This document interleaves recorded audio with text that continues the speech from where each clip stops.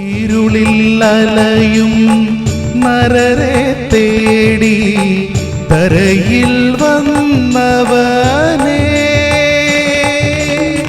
കരകൾ പാപക്കരകൾ കഴുകും. ക്രിസ്തുയേശുവിന്റെ നിസ്തുല്യ നാമത്തിൽ ശുഭസന്ദേശത്തിലേക്ക് സ്വാഗതം. വിശുദ്ധ വേദപുസ്തകത്തിൽ പത്രോസ് എഴുതിയ 1-ാം ലേഖനം 1-ാം അധ്യായം 3 മുതൽ 5 വരെയുള്ള വാക്യങ്ങളിൽ നാം ഇപ്രകാരം വായിക്കുന്നു. നമ്മുടെ കർത്താവായ യേശുക്രിസ്തുവിൻ്റെ പിതാവായ ദൈവത്തിന് സ്തോത്രം.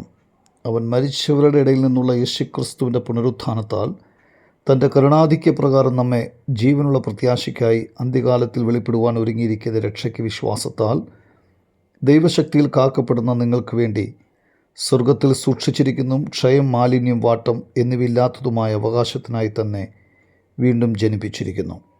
ഈ വചനത്തിൽ പിതാവായ ദൈവത്തിന് നന്ദി പറയുവാനാണ് പത്രോസ് പറയുന്നത്. പിതാവ് മാനവരാശിയെ സ്നേഹിച്ച മഹാസ്നേഹത്തിനായി നന്ദി പറയണം. പിതാവ് തൻ്റെ പുത്രനെ നമുക്ക് വേണ്ടി നൽകിക്കൊണ്ടാണ് സ്നേഹിച്ചത്.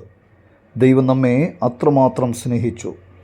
പാപത്താൽ ദൈവസന്നിധിയിൽ നിന്നും അകന്നുപോയ മനുഷ്യന് തിരികെ വരുവാനായാണ് യേശുക്രിസ്തുവിനെ ഈ ലോകത്തിലേക്ക് അയച്ചത്. സർവ്വമാനവരാശിക്കും വേണ്ടി യേശുക്രിസ്തു ക്രൂശിൽ മരിച്ചു. പാപത്തിൻ്റെ ശിക്ഷ സ്വയം ഏറ്റെടുത്തു.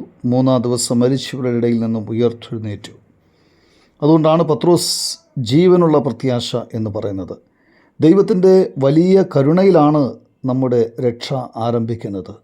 അവൻ്റെ വലിയ കരുണയാൽ അവൻ നമുക്ക് വീണ്ടും ജനനം, ജീവനുള്ള പ്രത്യാശ നൽകുന്നു.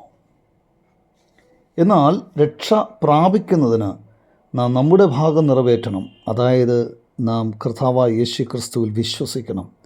വിശ്വാസം കൂടാതെ രക്ഷയില്ല, അവകാശവുമില്ല. കർത്താവായ യേശുക്രിസ്തുവിൽ വിശ്വസിപ്പാൻ ദൈവം നിങ്ങളെ സഹായിക്കട്ടെ.